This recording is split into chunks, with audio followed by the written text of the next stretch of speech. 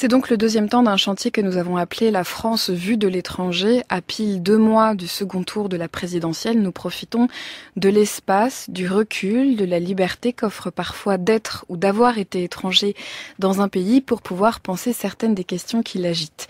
Retour aujourd'hui sur un certain Paris des années 20-30 où se rencontrent des hommes et des femmes migrants d'Afrique de l'Ouest, de Madagascar ou encore des Antilles et leurs homologues français féministes.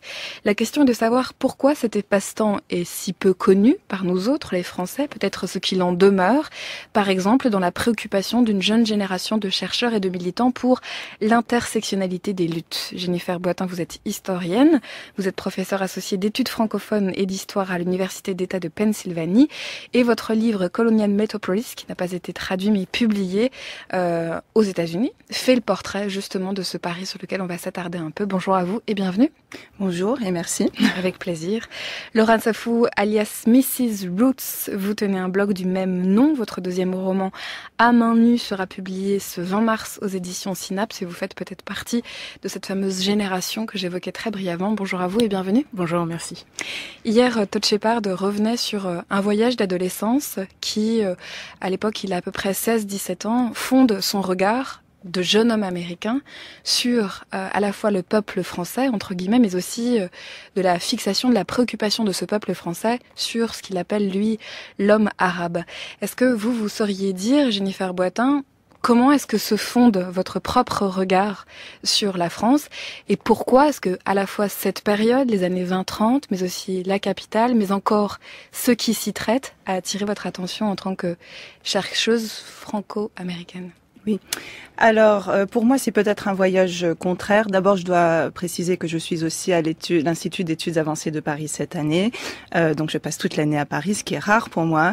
Parce que moi, le voyage, c'était inverse. C'est-à-dire que j'ai quitté la France à 17 ans pour aller faire des études aux États-Unis, qui est aussi le pays de ma mère. Et que c'est là-bas, quelque part, que j'ai commencé à découvrir toute une série de théories, de textes qui parlaient de questions dont je n'avais pas vraiment parlé au lycée ici, c'est-à-dire des questions de colonialisme, de théorie postcoloniale, comme on disait, les textes de Saïd et autres, et aussi évidemment qui parlaient de questions de race, vraiment dans le contexte noir américain, mais qui me semblait tout particulièrement intéressant par rapport au contexte français. Et donc quand j'ai entamé des recherches pour ma thèse, je suis revenue dans les archives françaises, cette fois-ci les archives d'outre-mer tout particulièrement, et je me suis rendu compte qu'il y avait énormément de questions qui tournaient autour de cette thématique du colonialisme et que le mot race était bien utilisé en France, bien que n'étant pas nécessairement accepté évidemment légalement en tant que tel, mais socialement était utilisé. Et surtout, ce qui est arrivé, c'est que je pensais que j'allais faire une étude du jazz dans le Paris de l'entre-deux-guerres. C'était là que j'avais commencé mon travail, mais quand je suis rentrée dans les archives, je me suis rendu compte qu'il y avait beaucoup de personnes présentes dans tous ces clubs, pas seulement Joséphine Baker, mais d'autres personnes dont je ne connaissais pas encore le nom, et qu'il y avait en réalité toute une politique qui entourait cette vie socio-culturelle qui est évoquée par exemple comme Langston Hughes, qui est connu qui est connu comme le poète du jazz, mais qu'en réalité il y avait tout un autre circuit, y compris de Noirs africains et d'Antillais qui participaient à ce foisonnement socio-culturel politique qui était la métropole coloniale de l'époque. Et qui en certains lieux, ça va être l'objet de la discussion, a peut-être rencontré ou manqué des préoccupations politiques, elles présentées comme étant franco-françaises. Alors, quel a été le voyage pour vous, Laura Nsafou? Alors, c'est assez intéressant parce que c'est aussi par un détour par l'étranger, d'une certaine manière, que vous en venez à travailler un corpus pas exactement similaire, mais qui croise celui dont il va être question. Oui, tout à fait. Dans la mesure où, donc moi je suis née à Orléans, donc la petite ville du Loiret. Donc j'ai grandi en ne me voyant pas, c'est-à-dire que j'ai fait des études de littérature où je suis face à une littérature où des femmes qui me ressemblent sont, pour la plupart du temps, soit des femmes esclaves, soit des servantes, ou alors ne sont quasiment inexistantes.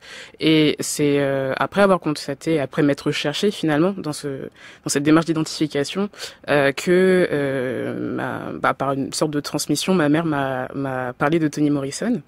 Et donc c'est lorsque j'ai découvert son livre Tar Baby, donc qui retrace la vie d'une jeune femme caribéenne venant en métropole notamment pour faire ses études et revenant donc dans les îles avec toute une question sur le colorisme, toute une question aussi sur le racisme et aussi le fait d'être une femme noire, etc., etc., que je me suis demandé comment ça se fait qu'à l'âge de 20 ans, la chose qui me semble le plus proche de moi soit dans le roman d'une femme afro-américaine finalement. Pourquoi en France et notamment par le corpus que l'on a dans le cadre universitaire, mais même en allant tout simplement dans une librairie, je ne me voyais pas. Et donc c'est à la suite de ça que j'ai ouvert en fait mon blog, qui donc à la base était vraiment dans une démarche de décortiquer mon identité, c'est-à-dire moi en tant que femme noire française avec des origines martiniquaises et congolaises, et le tout formant mon identité sans que je n'ai à choisir en fait entre chacune de ces facettes. Eh ben c'est très dur. c'est très dur parce qu'on est face à une société française qui veut nous classer et qui veut nous catégoriser. Donc finalement c'est en me rattrapant par rapport à un corpus très foisonnant finalement afro-américain que j'ai pu commencer ce processus d'identification. Est-ce que c'est un voyage qui passe que par la littérature et donc en vous plongeant dans un certain corpus littéraire ou un corpus d'essais, ou est-ce que c'est aussi passé par des voyages géographiques? Le tout en même temps. Je pense que déjà ce qui a été très prégnant jeune, c'est tout ce qui était séries en fait, séries et films afro-américains. Moi quand je vois la Villa Saga Racine voilà sur la 6, et c'était vraiment une espèce de rendez-vous familial où c'était le seul support qu'on en avait de voilà ce que c'est l'esclavage en fait, voilà comment ça s'est passé. Et pourtant donc c'est une adaptation du roman d'Alex Haley qui est afro-américain aussi. Après il y a eu les séries dans les années 90 qui donc ont un petit peu jonché, enfin qui se sont un peu distillées dans mon adolescence, mais je pense que effectivement le fait d'aller sur place d'abord en Martinique, donc qui même si voilà c'est quand même un département français, on le fixe dans une sorte de terre lointaine, d'altérité d'ailleurs, c'était aussi une sorte d'identification. Et à la fois aller au Congo pour la première fois, donc je suis allée pour la première fois lorsque j'avais 15 ans, on découvre aussi une autre population, mais où on est finalement quand même toujours différent, parce que je suis métropolitaine en fait, même si je suis une femme noire avec des origines, etc., etc., même si je suis très proche de mes origines, et même si mes parents ont toujours fait ce travail de transmission, n'empêche que quand je vais au Congo, je suis française, et quand je vais aux Antilles, je suis métropolitaine. Donc je pense que ça m'a vraiment permis de travailler en fait sur cette notion d'identité. Qui formule déjà notre identité? Est-ce qu'on est défini par le regard des autres? Et comment finalement c'est un acte politique et militant aussi de revendiquer son identité en ces termes? Et c'est intéressant parce que vous décrivez la position d'étrangère, entre guillemets, dans laquelle vous vous êtes retrouvée au Congo et aux Antilles, et qui vous a permis de porter un regard à la fois sur ces deux points qui constituaient vos origines, mais aussi en retour sur la France. Alors est-ce que vous diriez, comme le formule l'hypothèse de cette semaine, à savoir la France vue de l'étranger, en supposant que ça nous donne une possible, en tout cas que ça donne aux personnes que nous invitons, une possible liberté de penser, un peu de distance, est-ce que c'est quelque chose dont vous faites l'expérience, Jennifer Boitin? Le fait de pas être complètement, totalement pris pour un bien ou pour un mal d'ailleurs, dans une communauté nationale, est-ce que ça permet de la penser différemment? Je pense que oui. Je pense qu'on a toujours un petit peu en effet ce sentiment d'être d'ailleurs. En plus, je suis entre deux langues, ce qui complique, ce qui est le cas pour beaucoup de personnes qui se trouvent entre de multiples cultures. Ça a des avantages, je pense, parce que des avantages de naïveté, parce qu'on ne sait pas toujours au départ ce qui va provoquer une réaction dans un pays ou dans un autre, et ça permet de poser des questions presque innocentes, mais qui permettent de mieux comprendre certains des fonctionnements de la société en question et des recherches et de la politique aussi. Là où ça devient plus compliqué, c'est justement qu'on a toujours un regard qui est porté sur soi, de ne pas être tout à fait chez soi, de ne pas tout à fait mériter sa place dans ce pays-là. Et c'est compliqué dès qu'on a, je pense, ces langues et ces cultures un peu mélangées dans notre parcours. Regard d'autant moins justifié, si tant est qu'il le soit, quand on est française et qu'on est né en France et qu'on est né à Orléans et qu'on a grandi à Orléans. Pourtant, est-ce que c'est une qualité d'étrangère qui vous a été renvoyée? En fait, je pense que je sais pas si c'est vraiment, on peut parler en termes de qualité, mais c'est vraiment une sorte de négation en fait. Toujours être dans la justification de pourquoi on est là en fait. Être toujours renvoyé à une sorte d'ailleurs que les gens ne savent pas forcément d'ailleurs viser sur une carte en fait. C'est juste, tu n'es pas d'ici, ou tu ne l'es pas assez, tu n'es pas assez ceci, tu n'es pas assez cela. Et finalement, très jeune, on intériorise ça très vite. Et on se retrouve personnellement, je me suis retrouvée dans une démarche où je pensais avoir des réponses, une sorte d'acceptation en allant au Congo ou en allant en Martinique, en me disant que ça allait compenser ce rejet finalement qu'il y a en métropole et que j'avais vécu par rapport à mon identité. Et finalement, il y a aussi une sorte de remise en question sur le fait que même si on est proche de ses racines, etc., on est française, on a une culture française, on a on a appris, etc., notre histoire, etc. Donc, je pense que déjà construire son identité dans la négation, c'est quelque chose de très récurrent en fait en tant que femme noire en France. Mais à la fois, je pense que l'avantage, c'est aussi de revendiquer une identité plurielle, dans le sens où avoir donc un père congolais, c'est aussi avoir une autre version de l'histoire que l'on apprend en classe. C'est aussi avoir le point de vue des dom-tom par ma mère, c'est aussi avoir conscience que ce qu'on définit comme la culture française est très diversifiée et a beaucoup d'influences dont on ne parle pas. C'est aussi savoir qu'on a un roman national qui est finalement parfois tronqué sur certaines parties et avoir une sorte de recul. Et je pense que ça a contribué en fait à finalement me donner cette curiosité par rapport au fait de creuser sur des textes qu'on ne trouve pas en France. Et comme le disait Jennifer, comme le disait Jennifer, il y a cette démarche d'aller chercher dans d'autres langues. Donc certes, le Congo-Brazzaville, c'est quand même l'Afrique francophone, mais la tradition orale, il y a les textes en lingala, ça existe, etc. Il y a ce travail en fait de recherche qui se fait aussi, et finalement aussi ce recours au texte afro-américain en anglais. Je pense qui ouvre totalement cette vision-là. En fait. Faut dire par ailleurs que les années 20 sont des années de grands changements tout de même pour les femmes. On veut les remettre au foyer, mais au fond ça marche pas bien. En 1917, les femmes ont coupé leurs cheveux et elles portent des jupes beaucoup plus courtes. Il y a un changement dans la physionomie des femmes. Les femmes continuent à travailler, un peu moins que pendant la guerre, mais quand même elles continuent. Et surtout, la grande nouveauté, c'est qu'elles passent un baccalauréat comme les garçons et elles sont étudiantes. Donc les années 20-30 sont des années de changement pour les femmes alors qu'on ne leur donne toujours pas le droit de vote. Alors il y a un féminisme assez actif, peut-être un petit peu moins actif qu'avant 14, dont la principale figure est Louise Weiss et qui était extrêmement dynamique et qui revendiquait sur les marchés, par exemple. Elle voulait que les femmes aillent sur les marchés distribuer des tracts au nom de la femme française veut voter. Et alors, ce qu'elle a fait aussi, elle a demandé à ses amis de s'enchaîner aux grilles du Sénat parce que quand même, la Chambre des députés avait proposé le vote pour les femmes, il avait même voté quand même, faut pas oublier. C'est le Sénat qui refuse à chaque fois. Le Sénat est une chambre à cette époque-là, rurale, il représente les intérêts ruraux, ce sont des notables, et à la campagne, on n'est pas du tout pour le droit de vote des femmes. Et tous ces sénateurs sont les représentants de ce qu'il y a de plus patriarcal, patriarcat familial rural. Les radicaux sont des laïcs et ils pensent que les femmes en France sont toujours très influencées par l'Église, donc ils sont très hostiles. Et à la limite, c'est même eux qui vont rester hostiles le plus longtemps. Par exemple, au moment de l'Assemblée d'Alger en 1944, quand on va discuter du droit de vote des femmes, les gaullistes et les communistes sont tout à fait pour le droit de vote des femmes et les radicaux font encore des objections. Ceci dit, ils accepteront tout de même. La voix de Michèle de Perrault, historienne, elle s'exprime donc à propos du mouvement des suffragettes, mais aussi plus généralement de l'état du féminisme dans les années 20-30, et elle évoque la figure de Louise Weiss ici au micro de Stéphanie Duncan sur France Inter en mai 2012. Vous disiez tout à l'heure, Jennifer Boitin, dans un premier temps, je pense faire ma thèse sur le jazz à Paris dans ces années-là. Vous êtes d'abord attrapée par l'ébullition culturelle et politique de ces bars de jazz.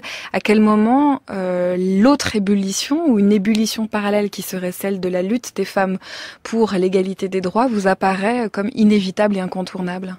Alors, c'est au moment où je me retrouve dans les archives de la police qui était en train de surveiller les bars parce qu'ils s'intéressaient aux questions de nationalisme et d'anti-impérialisme qui circulaient dans ces bars-là. Et dans les rapports de police, j'arrêtais pas de voir des noms de femmes. que je ne reconnaissais pas dans beaucoup de cas, y compris des noms de femmes martiniquaises, les sœurs Nardal, André, Paulette et Jeanne, qui étaient à Paris à cette époque-là, mais aussi de femmes métropolitaines, blanches, qui appartenaient à des sociétés féministes ou à des groupements très féministes. Et je me demandais ce que faisaient ces femmes dans ces archives à côté de noms d'hommes qui étaient beaucoup plus connus, Aimé Césaire, Léopold Sédar Senghor, et puis aussi d'autres hommes qui étaient moins connus, comme Lamine Senghor, qui a été un leader aussi anti-impérialiste à l'époque, ou Thiemoko Garang Kouyaté, qui était aussi très présent. Et donc j'ai voulu essayer de comprendre ce que ces mouvements féministes avaient à voir avec ces mouvements anti-impérialistes, pourquoi ils se retrouvaient dans les mêmes lieux, et ce qu'ils se disaient entre eux, et comment ils se communiquaient entre eux pendant cette période. Et alors ça, on imagine que les rapports de police ne le disaient pas. Donc justement, comment est-ce que le croisement de ces questions politiques, mais aussi de ces luttes et de ces modes de lutte, vous est apparu et dans quelles archives ? Alors, en partie, les archives de la police en parlent parce qu'ils avaient des personnes qui étaient présentes pour observer les réunions. Et on avait parfois énormément de détails sur ce qui se disait pendant les réunions. Mais ce qui se faisait aussi, et ce que je fais moi dans mes recherches, c'est que je passais par la littérature. Je suis passée par la littérature et par les journaux qui étaient publiés, parce que là, on peut retrouver toutes les personnes qui publiaient ensemble dans un même lieu. Et évidemment, c'était avant les blogs, donc ils étaient obligés vraiment de trouver les fonds qui provenaient souvent d'ailleurs du Parti communiste, même si les sociétés n'étaient pas nécessairement communistes, et ils devaient pouvoir trouver des lieux qui leur permettaient d'expliquer leurs idées. Et ce que j'ai vu en lisant, par exemple, la Dépêche africaine, qui était organisée surtout par des Antillais, mais pas seulement, et les sœurs Nardal, par exemple, y publient, c'est que souvent des femmes européennes qui je dirais au début s'intéresser plus au féminisme et à la question sociale en France, petit à petit, en lisant les articles par exemple des sœurs Nardal, etc., commencent à s'intéresser aussi à la question coloniale. Donc il y a une transition qui se fait à travers ce lieu très très intéressant du journal, de la revue. Et c'est le cas en particulier pour les sœurs Nardal qui commencent vraiment à parler vraiment d'une condition noire dans leurs textes à cette époque-là. Et sur le plan des idées, comment est-ce que s'opère ? Parce que, en effet, à la fois cela paraît une évidence qui est reprise par des mouvements qui prônent l'intersectionnalité des luttes aujourd'hui, mais sur le plan des idées, comment se rencontrent les préoccupations de la condition noire des sœurs Nardal et celles des féministes qui, comme on l'entendait dans la voix de Michel Perrault, brandissaient l'idée d'un droit de vote pour la femme française, dont on entend davantage qu'elle est blanche plutôt qu'elle est, d'une certaine manière, universelle. À quel endroit ça se croise ? Alors ça se croise, je dirais tout simplement lorsque les femmes françaises féministes, pas toutes, mais celles qui étaient le plus attentives à la condition justement noire, se rendent compte qu'il y a énormément d'hommes et de femmes en provenance des colonies qui n'ont pas non plus le droit de vote. Donc il y avait certains hommes en provenance des Antilles justement et des 4 communes du Sénégal qui pouvaient voter, mais pour l'énorme majorité, il n'y avait pas de vote. Donc c'est une congruence de conditions en fait. Voilà. Donc les conditions sont très similaires et il y a, pas toutes je dirais, mais il y a des féministes qui reconnaissent qu'il y a un problème très similaire. Donc évidemment, elles sont beaucoup plus chez elles en métropole que ces migrants noirs qui sont souvent dans des situations très précaires en réalité, mais néanmoins elles reconnaissent qu'au niveau des droits, il y a des manquements en place des deux côtés qui sont à peu près égaux. Et c'est là que la conversation commence à devenir très intéressante. Pour les sœurs Nardal, pour Paulette Nardal en particulier, ce qui est très intéressant, c'est qu'elle est, je dirais, une des seules à vraiment avoir pratiqué l'intersectionnalité, pas seulement à l'avoir pensé, parce qu'elle a su réunir, par exemple, dans son salon à Clamart, des Noirs américains de la Harlem Renaissance avec des Antillais, avec des Africains et avec des Françaises blanches, et d'ailleurs des hommes blancs aussi, pour parler de toutes ces questions. Et elle dira, par exemple, très rapidement, qu'elle prend conscience de sa race en réalité à Paris. À travers son expérience. Non seulement le fait de parler avec toutes ces personnes, mais aussi parce qu'elle est confrontée à une image très connue, et on a entendu sa voix tout à l'heure, c'est celle de Joséphine Baker, qui est, je dirais, l'idéal sensualisé de la femme noire, mais qui ne représente absolument pas la réalité de toutes celles qui sont à Paris pour leurs études. D'ailleurs, on l'entendra de manière criante tout à l'heure. Et ce qui est le cas justement des sœurs Nardal, qui sont à Paris parce qu'elles ont justement obtenu un bac et parce qu'elles sont en train de finir des études ici. Qui sont les premières en plus à arriver à la Sorbonne, enfin voilà, qui vont aussi. Je pense aussi qu'on a une représentation qui jusqu'à aujourd'hui nous a été transmise comme une mythologie justement de cette époque comme très masculine en fait, où on parle beaucoup d'Aimé Césaire, etc. Mais le fait de réunir justement tous ces intellectuels, comme disait Jennifer, il y avait cette démarche des sœurs Nerdal qui a été en fait le point de fuite de la négritude en fait. Je sais pas si c'est Paulette, Jeanne, mais en tout cas l'une d'entre elles est la première femme noire à entrer en Sorbonne pour faire ses études. C'est Paulette, ouais. Justement, Laurent Safou, pour vous, comment se fait, vous avez bien décrit tout à l'heure la manière dont par un voyage à la fois littéraire et géographique, vous en êtes venu à penser la complexité de votre identité, mais principalement peut-être du côté de votre identité noire. Comment est-ce que vous avez compris que ça croisait indéniablement votre identité de femme ? Je pense que déjà par l'hypersexualisation, quand on grandit en étant une jeune fille, adolescente, etc., on a un univers qui nous est renvoyé.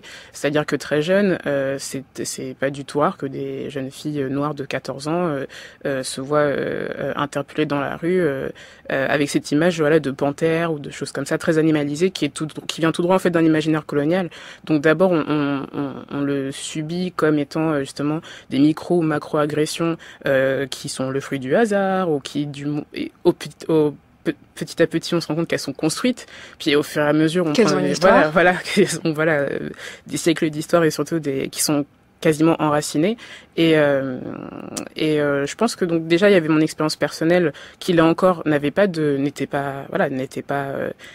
livre sur l'afroféminisme il y a quand même 4 ans en fait. Donc qui n'était pas acté. Donc on le vit comme une expérience personnelle que on tente finalement de théoriser au fur et à mesure en grandissant.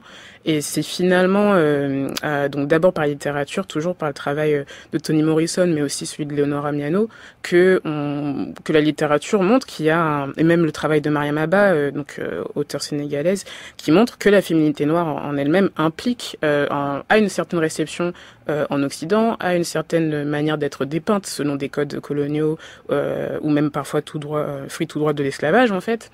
Et au fur et à mesure, donc c'est d'abord passé quand même par la fiction avant même de finalement tomber sur des textes théoriques sur ce sujet. Mais la première référence qui m'a fait penser à ma condition de femme noire, c'était vraiment le blog en fait de Mrs Dreadful, qui est donc en fait le premier blog français à parler d'afroféminisme sur la toile et qui posait des mots en fait sur toutes ces expériences, toutes ces influences, toutes ces constatations qu'on conçoit pas comme étant construite au début, puisqu'on est très jeune au début, et finalement qui permet de relier en fait tout ça, notamment la notion d'intersectionnalité, comment le fait que le sexisme vécu par une femme noire est différent de celui vécu par une femme asiatique ou une femme arabe, etc., etc., etc. Donc il y avait vraiment un travail de traces finalement, de chercher des traces écrites. C'est plus facile de trouver de la fiction que de trouver des textes de femmes noires françaises sur ces questions-là. Et d'ailleurs, ce premier levier de la rencontre avec Mrs Dreadful et son blog vous ouvre la porte sur une série d'autres blogs et d'autres auteurs qui, en France, écrivent sur ce sujet-là. Est-ce que vous avez eu la sensation, en les rencontrant, vous racontez que vous prenez, je sais pas si c'est un cartable, un sac à dos, et que vous allez, on a presque une visibilité comme ça d'une carte de France qui est une carte du web, en fait. C'est vraiment ça. Est-ce que quand vous allez les rencontrer, elles vous disent aussi, parce que ce sont principalement des femmes, qu'elles ont commencé par avoir une expérience absolument pensée comme individuelle et personnelle et dénuée de toute construction historique et politique? Totalement, parce qu'en fait, c'est toujours dans la réception, c'est ce qui nous est envoyé, c'est que on exagère en fait, que c'est c'est le fruit du hasard si on a eu telle expérience ou non, et c'est à force de rencontrer en fait chacune de ces femmes, et c'était vraiment ça, prendre mon sac à dos et aller à leur rencontre, qu'on voit qu'on a toutes des expériences similaires, mais presque à la virgule près en fait, qu'on a toutes, que ce soit par rapport à l'âge aussi, la première fois que quelqu'un nous a renvoyé le fait d'être noir, ou la première fois qu'on a eu des insultes racistes, etc., etc. C'est un cheminement qu'une femme noire en France a très bien cartographié en fait, et on a la même cartographie. Du coup, c'est en voyant cette cartographie, en rencontrant en plus des femmes de différentes régions finalement, qu'on se rend compte de la portée systémique de la misogynie noire, donc cette corrélation entre misogynie et le racisme en France, et aussi à travers ces expériences, puisqu'on est isolé. Ça, c'est aussi un facteur qui finalement on ne s'en rend pas compte au début à force d'être exposé à une culture afro-américaine, mais on est isolé, et qui dit isolement dit qu'il est difficile de partager donc non seulement nos expériences, mais de créer aussi d'autres références finalement francophones ou même françaises. En fait. On y viendra. En ce qui concerne par exemple la question de la représentation des femmes dans l'Algérie coloniale, il y a l'idée que on arrive, globalement les femmes sont voilées, et qu'on va en fait progressivement arriver à un dénudement, un dévoilement des femmes qui conduit ensuite au dénudement, par exemple dans la Mauresque au sein nu que Gilles a bien étudié. Et donc ce dévoilement est considéré comme un signe d'émancipation et de civilisation. Le dévoilement des femmes, et ça se traduit par exemple en 58 au moment de l'arrivée du général de Gaulle avec la bataille du voile, où on dit aux femmes si vous voulez vous émanciper, si vous voulez être vraiment assimilées au modèle français, alors il faut faire tomber les voiles. Par ailleurs, beaucoup de femmes algériennes vont les faire tomber, mais peut-être pas pour les raisons que la colonisation souhaitait, évidemment. C'est la voix de Christelle Tarot, cette fois-ci dans l'émission Radio Libre diffusée en octobre 2009. Elle évoque de manière générale la fixation. Hier, on parlait de la fixation avec Todd Shepard de la France sur l'homme arabe. Bon, bien sûr, il y a des textes de Frantz Fanon qui parlent de la fixation d'une certaine vision française sur le voile des femmes, et peut-être plus principalement le voile des femmes en Algérie. Alors pareil, Jennifer Boitin, comment, même si c'est un peu plus tardif que l'époque que vous étudiez très très précisément, la question sous une couleur féministe en tout cas rencontre une question clairement coloniale? Alors, en réalité, j'aimerais prendre l'exemple de l'Afrique de l'Ouest après la Deuxième Guerre mondiale. Pour une raison, c'est qu'il s'agit en 46 de la question du débat sur le vote des femmes et s'il peut être étendu aux colonies. Et je pense que c'est un peu lié à la question du voile d'une certaine manière. Bien sûr, parce que 58, c'est aussi le moment du collège et des questions du collège unique en Algérie. Et donc, c'est aussi la question de la citoyenneté des personnes vivant en Algérie. Donc, je pars de là parce que ce qui s'est passé au départ, c'est qu'on a étendu le droit de vote, mais pas dans toutes les colonies. Et en particulier pas au départ en Afrique de l'Ouest. Et il y a eu un mouvement énorme avec des milliers de Sénégalais en particulier qui sont allés manifester en disant c'est absolument injuste, en particulier pour les femmes des 4 communes qui sont françaises depuis vraiment des siècles, des décennies à ce moment-là. C'est assez choquant. Et donc c'est devenu un mouvement tellement important qu'ils ont été obligés de changer et d'étendre le vote à beaucoup plus de femmes. Donc ces manifestations ont fonctionné en réalité. Et ça rejoint donc ce débat autour, qui est pas du tout ma spécialité, Christelle s'y connaît beaucoup mieux que moi, mais ça rejoint un petit peu cette question de ce qu'on fait de la femme lorsqu'on débat les droits de toute une nation. Parce que ça, c'est quelque chose qui est donc la question de donner ou non le vote aux femmes africaines, c'est tout à fait lié au fait de si on peut imposer ou non le fait de voiler ou de dévoiler une femme. Parce que c'est lié à ce que fait une nation et ce que fait une nation française, coloniale ou indépendante. Alors justement, oui. Ce qui est assez fascinant, c'est que justement, pile à ce tournant finalement dans les années 50, c'est au même moment où, notamment au Sénégal, on a beaucoup de femmes qui décident de prendre la plume, en fait, qui décident de publier soit leur vécu ou des journaux intimes ou des choses comme ça, ou voilà, pour dire ce qu'elles vivent en fait dans leur quotidien. C'est assez parlant quand on sait que ça a été quand même une littérature féminine d'Afrique subsaharienne assez tardive, notamment au Sénégal. Donc ça fait un peu écho. Ouais. Et ça fait aussi écho, qu'on le veuille ou non, à une période beaucoup plus contemporaine. Et par exemple, je pense à un appel de certaines associations LGBT en 2011 qui disent il ne faut absolument pas que notre lutte pour l'égalité, nos luttes féministes ou nos luttes pour les droits de chacun puissent croiser ou être utilisées par des préoccupations raciales et des préoccupations de discrimination. On sent qu'il y a une très grande ambivalence justement dans le regard français porté sur les femmes d'Afrique de l'Ouest ou les femmes du Maghreb au moment de l'empire colonial. Qu'est-ce qui migre de cette période-là à quelques dizaines d'années plus tard dans la période contemporaine et qui subsisterait? Alors, Alors, ça c'est une question, je pense que vous allez avoir peut-être une meilleure réponse que la mienne, mais ce que je dirais, ce qui m'intéresse beaucoup, par exemple, quand je reprends pas seulement les textes des sœurs Nardal, mais Robert Hort, par exemple, ou même avant elle, Suzanne Lacascade, une autre antillaise, c'est qu'on a une série de textes dans lesquels les femmes, justement, parlent, elles sont la minorité des migrants noirs en France, absolue. Donc, lorsqu'elles parlent de visibilité, c'est que vraiment, non seulement elles évoquent Joséphine Baker, mais elles sont vraiment une rareté.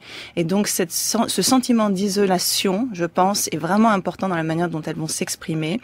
Et ce qui me frappe beaucoup, c'est qu'elles parlent de la conscience de race qui leur est presque imposée par le regard de l'autre, mais ensuite, elles en parlent de deux manières dans la littérature. Souvent, ce sont des petites nouvelles qui leur permettent de s'exprimer, mais aussi par des articles de journaux qui sont assez courts et qui, pour moi, quelque part, reprennent la question des blogs aujourd'hui et qui parlent vraiment du fait qu'elles sont aussi françaises, qu'elles ont aussi une identité de française. On le retrouve aussi dans les années 30, fin des années 30, début des années 40, les premières femmes africaines à être éduquées à l'école normale des jeunes filles de Rufisque, qui parlent aussi du fait qu'elles sont africaines mais aussi françaises. Elles sont éduquées pour devenir les premières maîtresses, en réalité, dans le système français en Afrique de l'Ouest.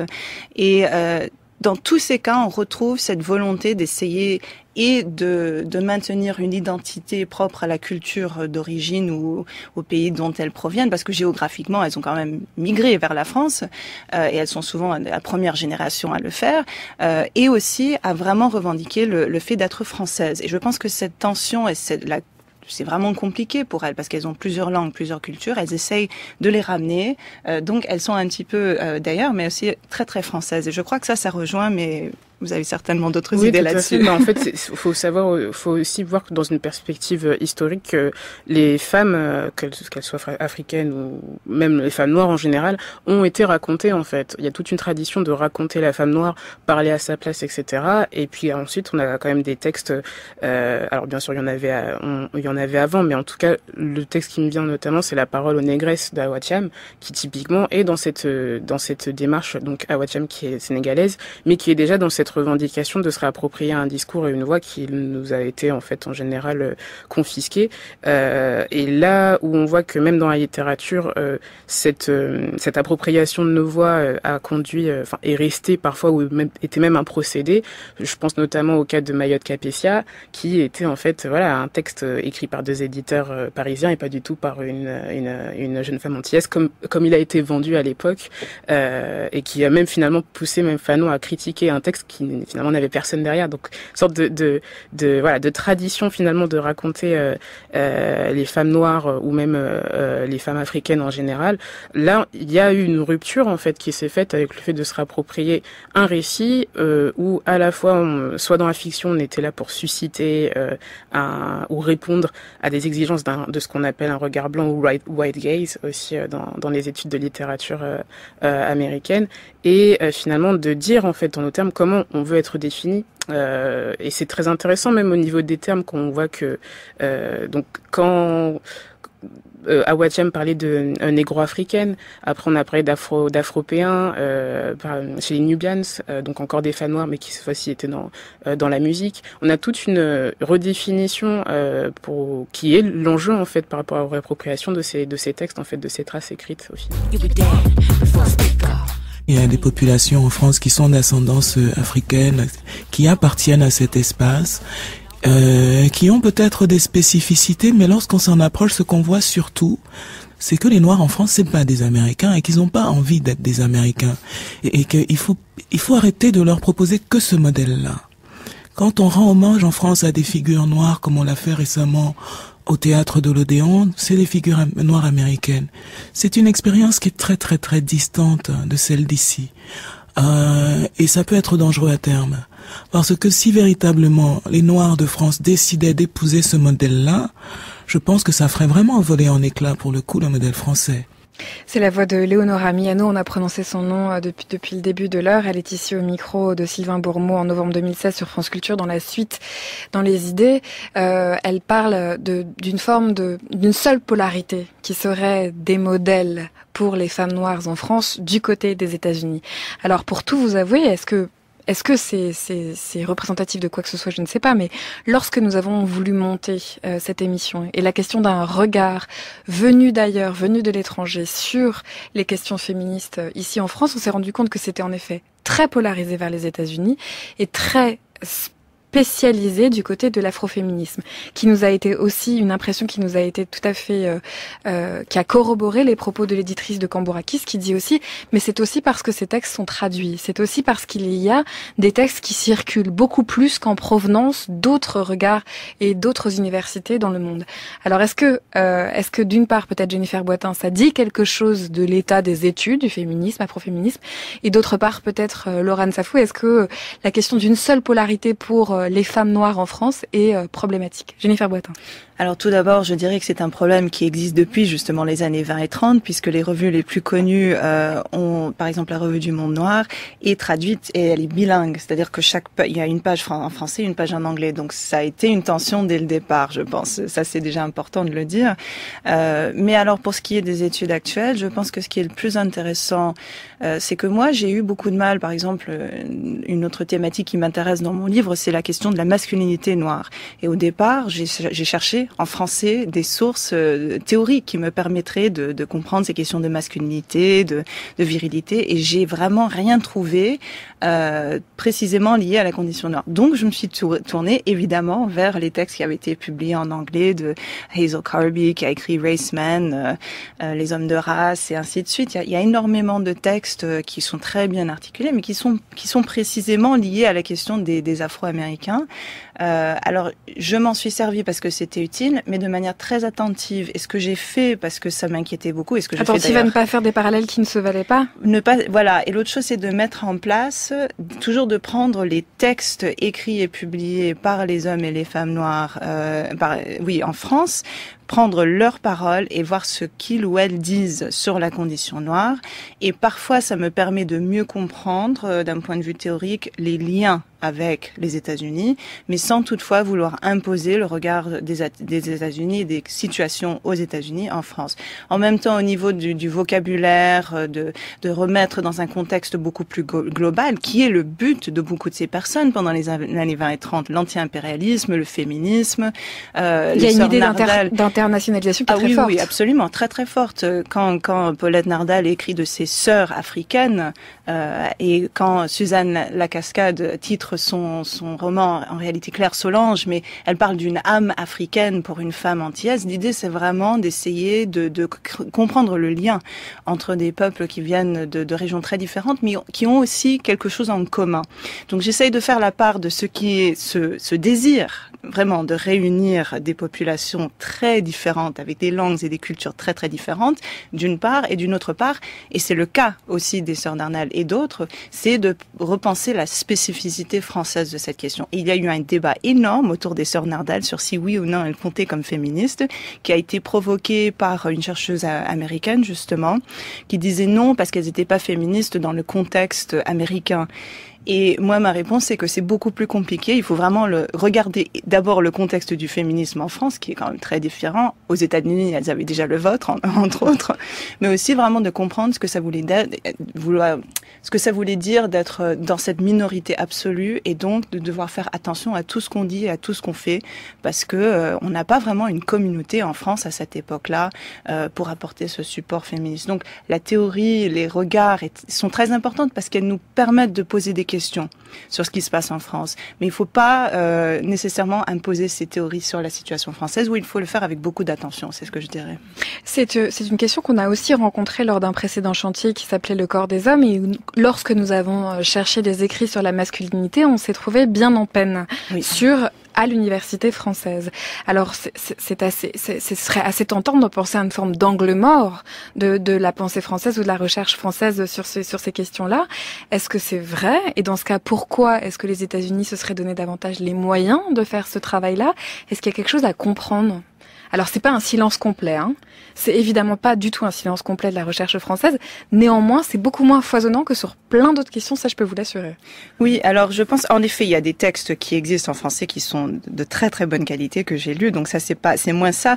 Mais je pense que ce qui se passe, c'est qu'aux États-Unis, et parfois c'est une faiblesse aux États-Unis, mais la question des identités est non seulement beaucoup plus présente dans l'académie et dans le monde universitaire, mais aussi est formellement représentée dans des départements qui traitent, par exemple, il y a des départements, même à Penn State où je suis, des femmes, du genre et de la sexualité. C'est un département formel, indépendant. Donc évidemment, dans ce type de contexte, il y a un espace pour penser des questions de genre, de corps, de tout cet aspect-là de la chose. Pareil pour tout ce qui est, il y a des départements d'études africaines et afro-américaines. Et dès lors, ça peut poser des problèmes justement parce que il y a des tensions ensuite sur comment représenter, est-ce qu'on reste que trop encerclé, comment est-ce qu'on fait entre ces départements et les départements d'histoire classique. Bon, il y a toutes ces tensions-là évidemment, mais je pense que ça provoque aussi ce type de possibilité de questionner le corps, la virilité, la masculinité ou les masculinités comme on dit, des questions de genre qui sont très compliquées et d'intersectionnalité parce que l'intersectionnalité en réalité ça a été pensé même pas par une historienne mais par une chercheuse en droit qui s'appelle Kimberly Crenshaw et qui travaille en Californie et c'est elle qui a lancé vraiment cette idée il y a plus de 20 ans qui vraiment maintenant depuis 5 ans on en parle beaucoup en France mais qui n'était pas très présent avant non plus. Et d'ailleurs des départements se formalisent aussi en France, dans l'université française, avec ce genre de spécificité, oui. Et que peut-être que d'un seul coup, plein de thèses vont arriver. C'est tout à fait possible, oui. Sur le modèle américain, dont Léonard Amiano disait qu'il fallait prendre garde à ne pas proposer aux personnes noires et qui plus est aux femmes noires en France que des modèles qui se polariseraient sur les États-Unis. Laurette Safou, comment est-ce que vous vivez ça, vous? Je pense qu'en fait qu'il y a plusieurs strates en fait qui expliquent cette polarisation, à la fois du côté de la production. Déjà, qui a accès à ces espaces universitaires? Il arrive très souvent que des femmes noires chercheuses disent qu'elles n'ont pas trouvé soit de directeur de thèse ou qu'elles ont eu un rejet par rapport à certaines universités ou que le plus souvent, et c'est très fréquent, qu'elles aillent soit dans des pays anglophones pour pouvoir travailler sur ces questions-là.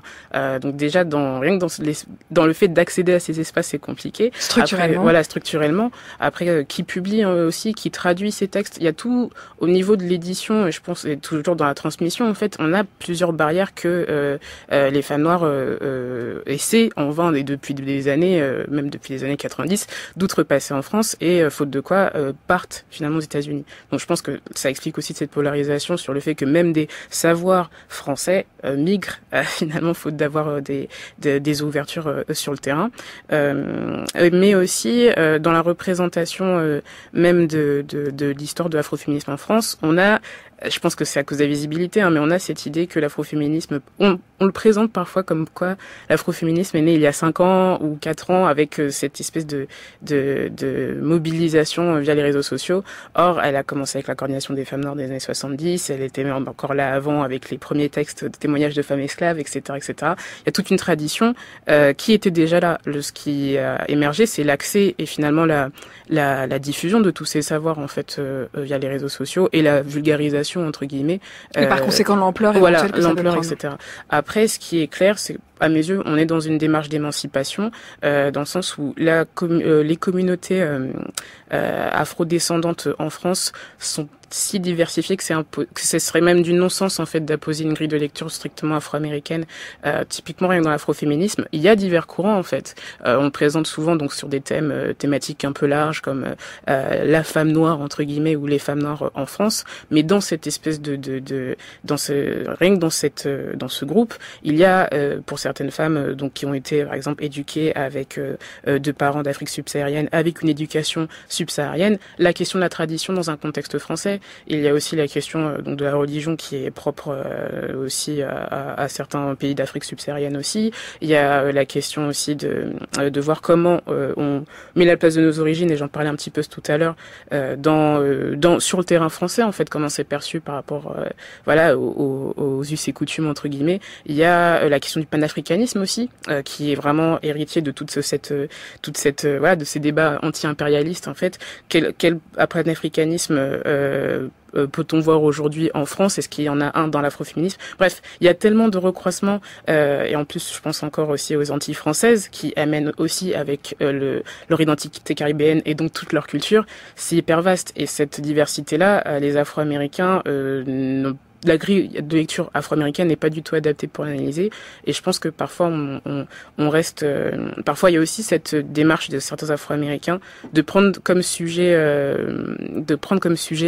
les luttes afropéennes, et de vouloir aussi apposer ce qu'ils ont vu et vécu sur nos vécus, alors que c'est un non-sens à mon sens. Et d'ailleurs, de toute façon, vous faites éclater l'idée d'une polarisation unique, puisque depuis le début de l'émission, vous faites référence à des textes qui sont venus de l'Afrique subsaharienne, ou alors à des auteurs qui viennent des Antilles. Puis même ce dialogue transcontinental, enfin c'est comme le disait Jennifer, il était d'actualité pour les Sœurs Nardal, mais il est encore d'actualité aujourd'hui avec les communautés afro-brésiliennes. C'est très très vaste, vraiment. Jennifer Boitin. Oui, d'ailleurs, je voulais revenir sur cette question parce qu'une des choses qui me frappe pendant les années 20 et 30, c'est que justement, qu'on soit à Bordeaux, au Havre, à Paris ou à Marseille, l'expérience des Noirs est très différente. Qu'on soit docker ou qu'on soit étudiant à Paris, c'est pas du tout la même expérience. Donc, il y a des différences non seulement de langue et de culture, mais de classe, oui, de travail, d'éducation. Et même d'histoire des lieux. Vous prenez des ports que sont le Havre et Bordeaux, qui ont en plus une histoire et un passé en rapport avec l'esclavage. C'est pas exactement la même histoire que celle de Paris, très urbaine, et c'est en effet la géographie même dans laquelle ça s'inscrit. Oui, exactement. Et pareil, on a les textes des Sœurs Nardal, mais il y a d'autres voix de femmes qui n'existent pas ou qu'on ne retrouve pas, où je ne trouve qu'un seul nom ou une demande de rapatriement, deux lignes avec aucune histoire par derrière, mais je sais que c'est toute une histoire d'une femme qui s'est retrouvée en métropole, qui n'arrivait pas à rentrer chez elle, qui a dû demander une aide de la part du gouvernement pour rentrer. Donc il y a cette histoire-là qui existe, qui est très importante, mais qui est occultée quelque part parce qu'il n'y a pas les traces écrites pour aller avec. Donc je pense que c'est important aussi de prendre tout ça en question. La lutte même des nounous noirs ne sera pas la même que la lutte d'une femme noire dans un contexte universitaire. Enfin, il y a tout, c'est très large. Vous écoutez France Culture, les nouvelles vagues par Marie Richeux.